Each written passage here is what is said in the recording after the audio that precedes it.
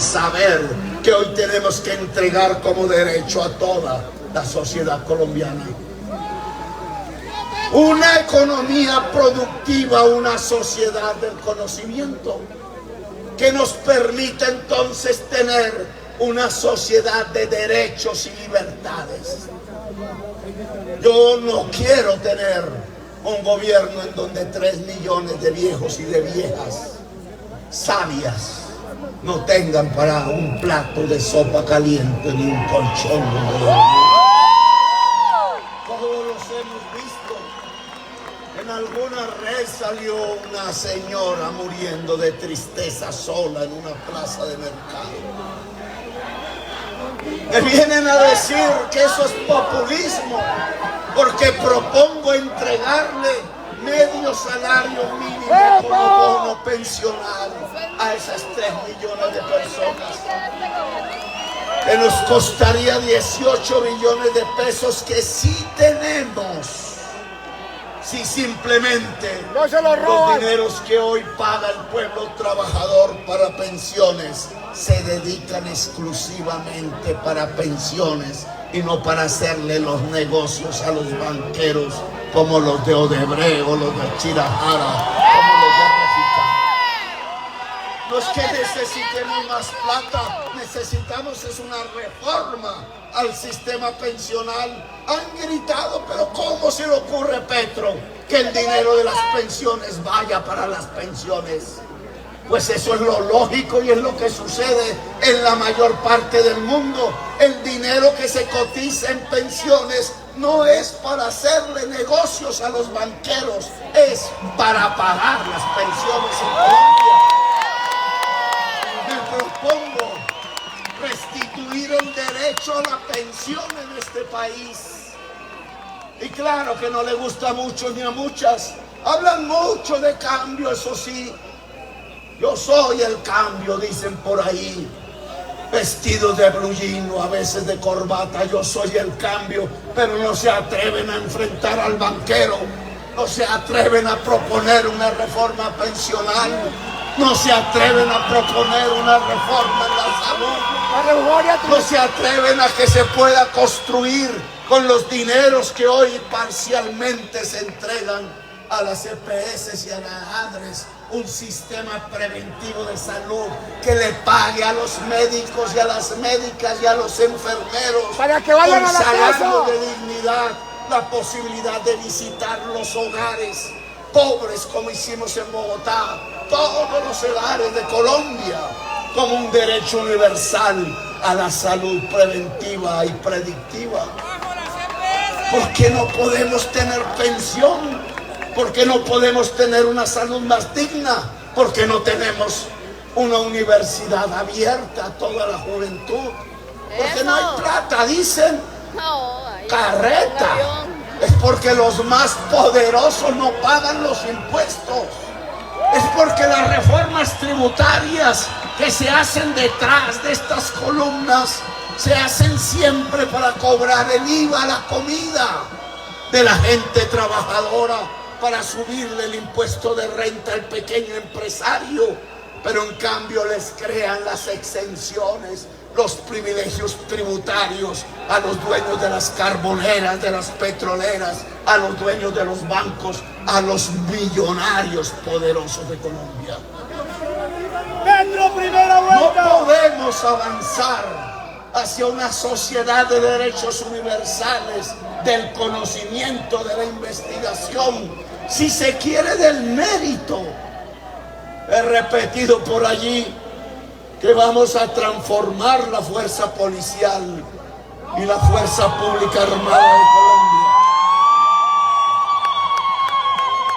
en un sentido democrático, porque no se pueden presentar públicamente.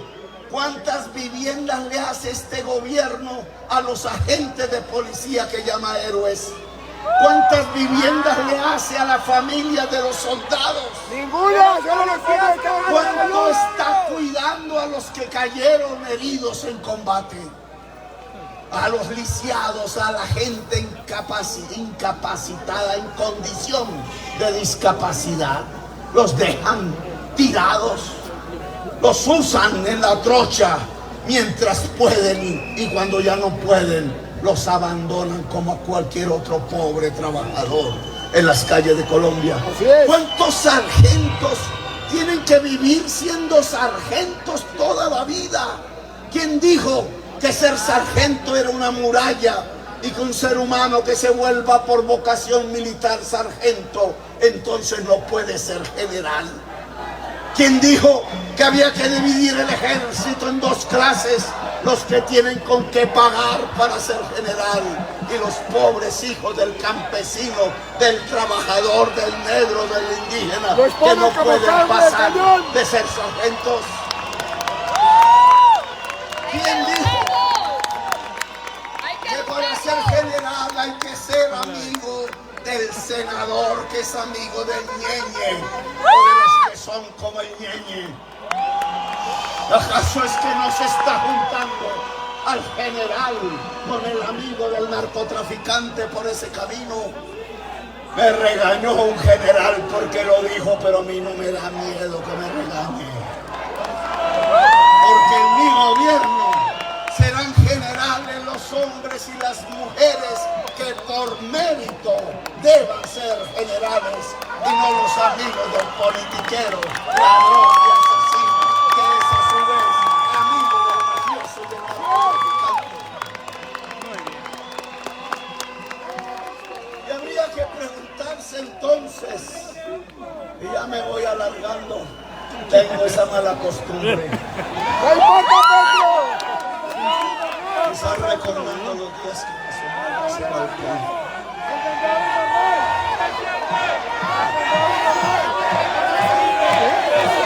Claro que sí.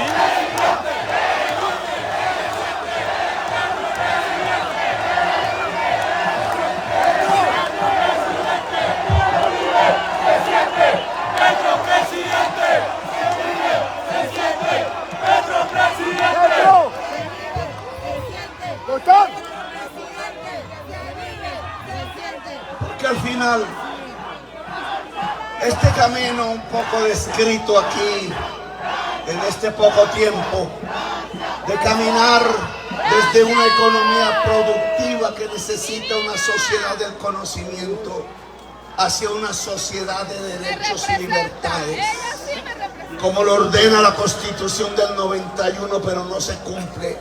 Es el camino para construir una era de paz en Colombia, para que podamos convivir en paz. Una economía productiva, una sociedad del conocimiento, una sociedad de derechos y libertades, para construir una sociedad en paz. Ese es el programa del cambio por la vida que les proponemos.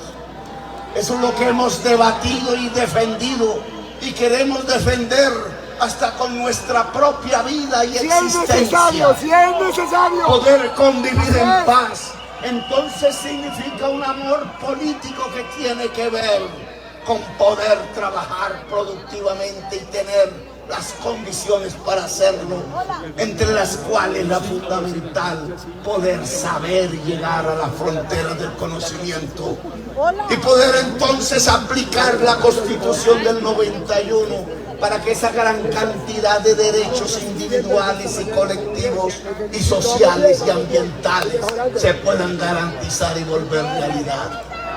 Yo creo que así podríamos unir a la nación, no arrodillándola, sino liberándola. Podríamos unir a la nación emancipándola. Podríamos unir a la nación bajo un pacto de convivencia democrática. La pregunta es, ¿por qué no aceptan este pacto? ¿Por qué tanta resistencia? ¿Por qué echan al alcalde de Medellín? ¿Por qué ponen al general a hablar de política contra la Constitución? ¿Por qué dejan que la organización del Clan del Golfo se tome casi la mitad de Colombia matando? ¿Por qué dejan a una procuradora amenazar las elecciones del próximo domingo? ¿Por qué? no quieren perder el poder. Porque ellos no están pensando en la paz. Ellos no están pensando en la nación. Ellos no están pensando mucho menos en el pueblo, ni en la producción, ni en la agricultura, ni en si producimos maíz o si la universidad llega al conjunto de la juventud, o si se crea el arte y la cultura y explota como el gran comunicador social de la paz. Ellos no están pensando en la Constitución del 91. Ellos piensan en codicia. Lo único que es su sistema de ideas, que es como no tener ideas, es la codicia. Ellos simplemente piensan robarse la nación. Lo que hay allí atrás gobernando, y me disculpan por generalizar, porque siempre hay excepciones de honor, son rateros y asesinos en el poder.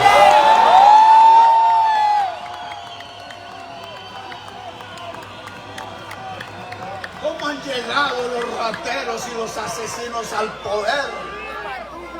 A través de la compra del voto, a través de dineros que crecen de año en año, derivados de la venta de la cocaína y derivados del robo del Estado, que por 100 millones de dólares o más recorren los barrios de la gente necesitada. Y entonces le preguntan al señor y a la señora con hambre: oiga, le entrego estos 100,000 pesitos, estos 200,000, puede hacer un mercado, pero vote por tal. Y ese vote por tal que no conoce la señora que tiene hambre ni el señor hambriento, es el ladrón y es el asesino. Y de esa manera llega el poder. Compran el voto, hacen el fraude, construyen las bases de lo que se denomina un régimen de corrupción en Colombia. La sociedad, la economía productiva, la sociedad del conocimiento, la sociedad de derechos y libertades, la era de paz no puede ser en Colombia porque nos gobierna un régimen de corrupción. El régimen de corrupción es el que nos condena a la violencia y a la ignorancia. Es el que nos condena al sin trabajo. Es el que prefiere sacar carbón y petróleo fácil porque llega un chorro con decenas de miles de millones de dólares que se roban. Es el que sabe que puede controlar un pueblo a punta de fusiles, a punta de desapariciones, de masacres, que desata el terror para poder robar. Corrupción y violencia van de la mano.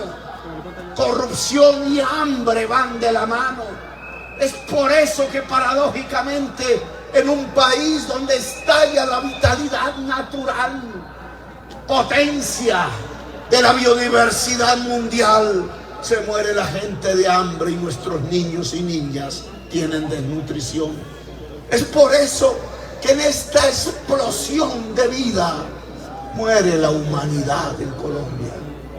Más vida natural, más muerte humana. Qué paradoja. No es porque Dios nos dio un paraíso y entonces puso lo peor de la humanidad en ese paraíso. No somos lo peor de la humanidad. En nuestros genes no está la violencia.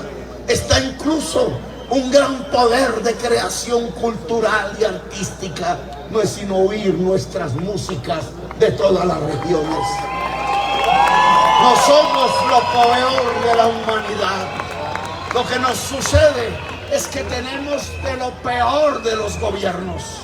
Es que precisamente por tanta riqueza nacional, por tanta riqueza vital y natural, es que los codiciosos tratan a punta de violencia, de terror y de mentira, de perpetuarse en el poder para podérsela robar. Terror, para dominar un pueblo, mentiras para dominar un pueblo.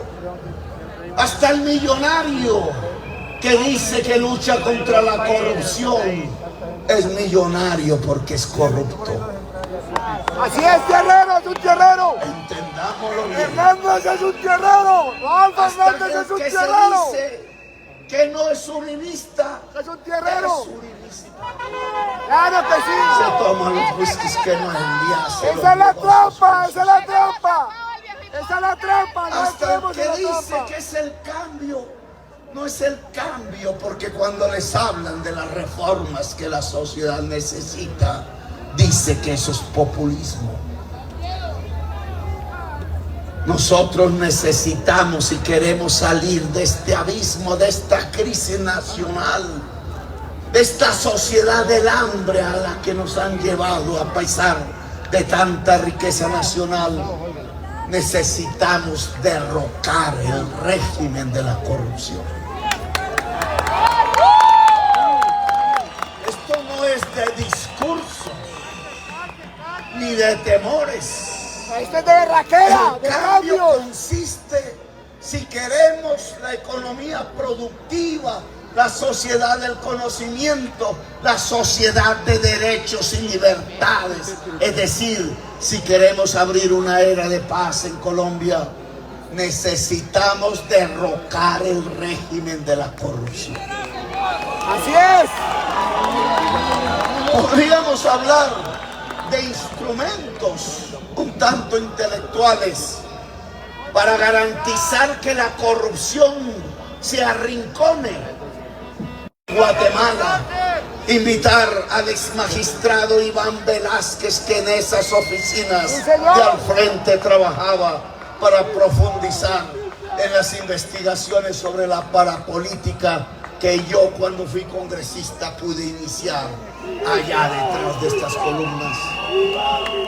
Él dirigió una comisión de justicia nombrada por las Naciones Unidas con competencia investigativa para detectar los principios